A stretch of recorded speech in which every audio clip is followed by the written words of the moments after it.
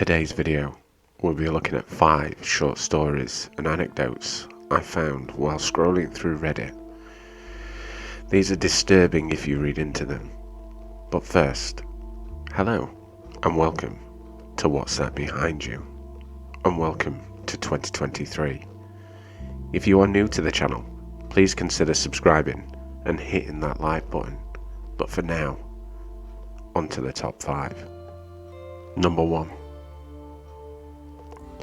Mummy told me never to go into the basement, but I wanted to see what was making that noise. It kind of sounded like a puppy, and I wanted to see the puppy. So I opened the basement door and tiptoed down a bit. I didn't see a puppy, and then Mum yanked me out of the basement and yelled at me. Mummy had never yelled at me before, and it made me sad, and I cried. Then Mummy told me never to go into the basement again, and she gave me a cookie.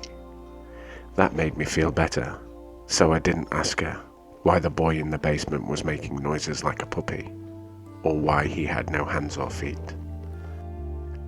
Number 2.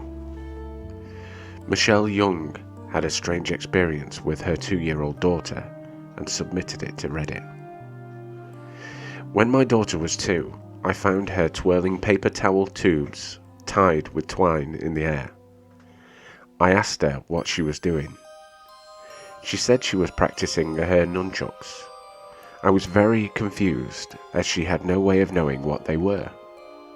I asked her what she meant, and she said that Adam had told her how to make them and showed her each night how to use them. She went on to say that Adam told her to practice because she may need to know how to defend herself someday.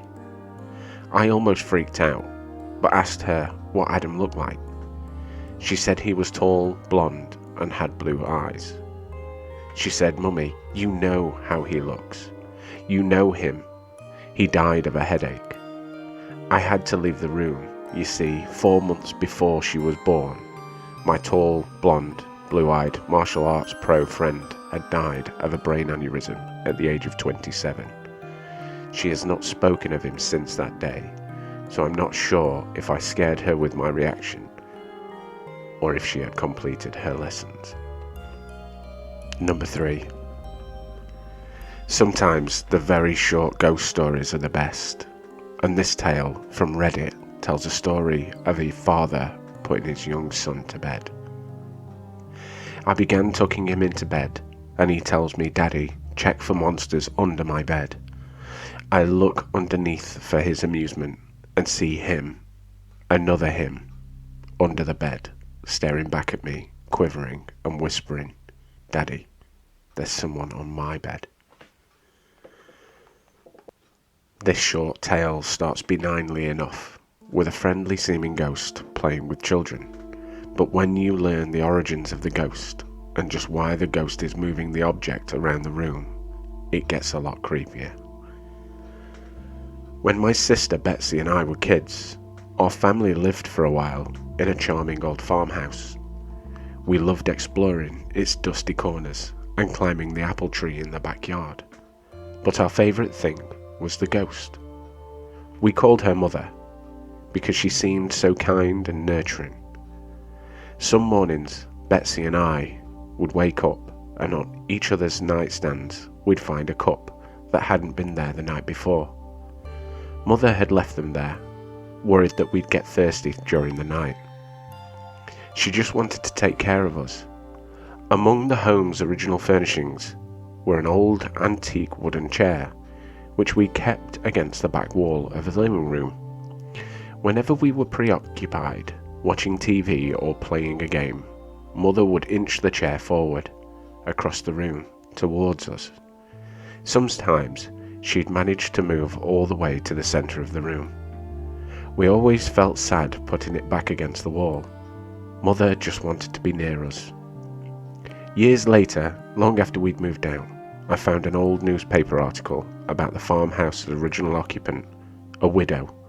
She'd murdered her 2 children by giving them a cup of poisoned milk before bed. Then she hung herself. The article included a photo of the farmhouse's living room. with the woman's body hanging from a beam.